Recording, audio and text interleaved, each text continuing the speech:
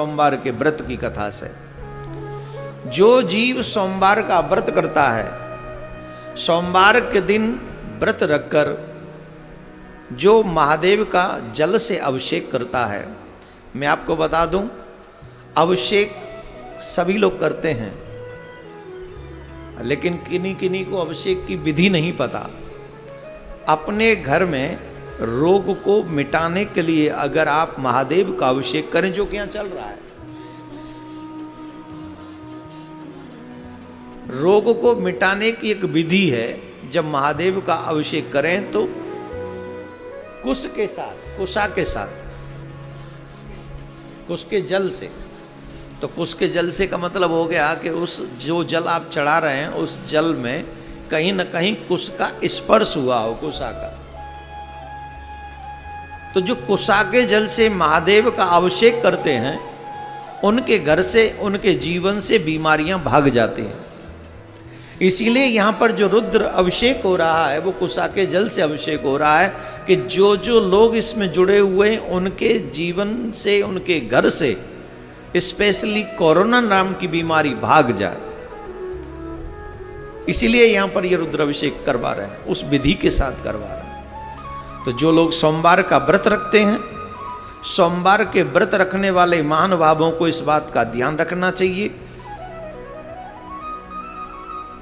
कि महादेव का अभिषेक बिना कुछ खाए, बिना जल ग्रहण किए, आजकल बुरी आदत है, उठते ही चाय पी लेते हैं। जब आप नियमों का अतिक्रमण करते हैं तो वो फल आपको नहीं मिलता जो आपको मिलना चाहिए।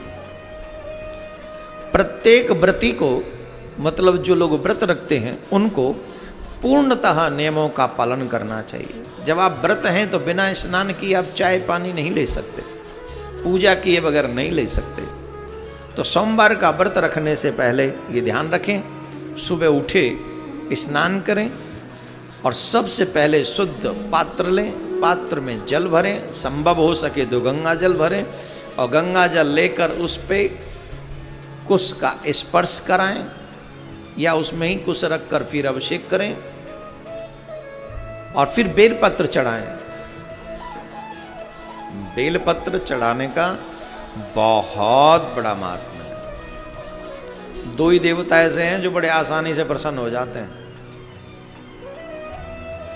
बहुत सरल पूजा है इन दो देवताओं की, एक तो शिव जी की और एक नारायण की। हमारे ब्रज में तो संत कहते हैं, चढ़ाए के पी लो और दिखाए के खा लो, ऐसे देवता हैं। नारायण शालिग्राम के रूप में है और महादेव शिवलिंग के रूप में है। तो दोनों का अभिषेक करो और वो जल पी लो और दोनों को भोग लगाओ, खा लो। इतनी सरल पूजा है इनकी, तो दोनों की। तो बेलपत्र से महादेव प्रसन्न हो जाते हैं और तुलसी दल से शालिग्राम प्रसन्न हो जाते हैं। दुनिया को सोना दे दो, चांदी दे दो, ये दे दो, वो दे दो, गाड़ी दे दो, बंगला दे दो, सब दे दो, इसके बाद भी हैप्पी नहीं है, अनहैप्पी है। और महादेव को बेलपत्र चढ़ा दो, प्रसन्न हो गए। महादेव ने एक बात कही है, जब भी कोई जीव मेरे मंदिर में आता है और पहली बार जब कहता है हर हर महादेव, तो मैं उसका हो जाता हूं। एक बार कहने पर हर हर महादेव मैं उसका हो जाता हूं, और जब 3 बार बोल देता है तो मैं ऋणी हो जाता हूं उसका। इतनी जल्दी महादेव प्रसन्न होते हैं, इतनी शीघ्रता से महादेव भूत भावन विश्वनाथ महाकालेश्वर प्रसन्न हो जाते हैं। और यही बात भगवान श्री कृष्ण के ऊपर भी है। और राम और कृष्ण और भोले में कोई अंतर मत समझना। यहां शिव कथा हो रही है इसलिए शिव महात्मा की चर्चा हम यहां कर रहे हैं। 3 बार कृष्ण कृष्ण कहने पर कृष्ण ऋणी हो जाते हैं।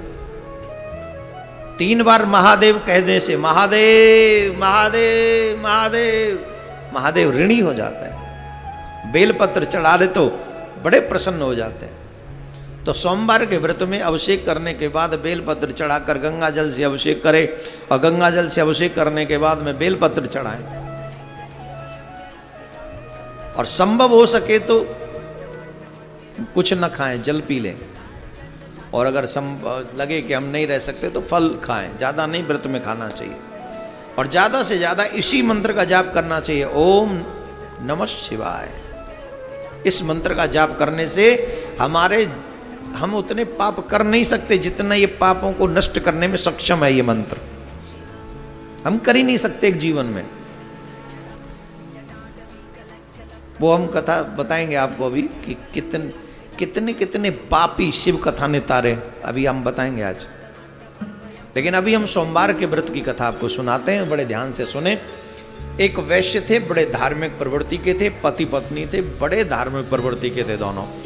महादेव के सच्चे उपासक थे, महादेव की पूजा, नित्य पूजा वंदन किया करते थे, हमेशा अहरनिश महादेव की सेवा में रत रहते थे, अपना कार्य भी देखते थे पर स्वधर्म पर चलते थे। उनके घर में एक तकलीफ थी, उनके घर में बालक नहीं था, बाकी का सब था, अच्छा मकान था, काम अच्छा था, व्यवहार अच्छा था, स्वभाव अच्छा था, सब कुछ बहुत अच्छा था, पर पुत्र नहीं था। तो एक दिन सेठानी जी रो पड़ी अपने पति के आगे, वैसे महादेव ने हम सबको सब कुछ दिया है, पर हमारे बाद हमारी पीढ़ी को कोई जल देने वाला नहीं होगा। कोई एक बालक होता तो कम से कम हमारे जाने के बाद हमारे पितरों को जल मिलता रहता। प्रत्येक स्त्री विवाह के बाद अपने आप को संपूर्ण तब समझती है जब उसका मातृत्व जागृत होता है, और मातृत्व जागृत होता है संतान उत्पन्न होने के बाद। हमारे शास्त्रों में अगर आप देखें तो विवाह का मतलब सिर्फ इतना ही है कि विवाह इसलिए हो कि संतान हो जाए, जिससे आगे वंश चले। इसके ज़्यादा शौक मौज और पिकनिक स्पॉट के लिए विवाह नहीं है कि घूमने फिरने अटरम से, ये ठीक है, इट्स ओके, जो तुम चाहते हो you can do it, but विवाह होता ही है एक संतान हो जिससे सृष्टि आगे बढ़े, तुम्हारा वंश आगे बढ़े, सिर्फ इतना सा उद्देश्य है। तो सेठानी रो रही थी, तो एक दिन कहा कैसे करें, महादेव से प्रार्थना करनी चाहिए। तो महादेव के मंदिर में अभिषेक करते करते सोमवार का व्रत रखते थे, दोनों सोमवार का व्रत रखते थे। तो महादेव से प्रार्थना करी, और जब महादेव से प्रार्थना करी तो महादेव प्रकट हुए, और महादेव ने कहा कि तुमको पुत्र होगा, लेकिन बात एक ही है, 12 साल की आयु होगी उसकी, बस मात्र 12 साल। अब न तो सेठ जी खुश रह सकें और न दुखी हो सकें।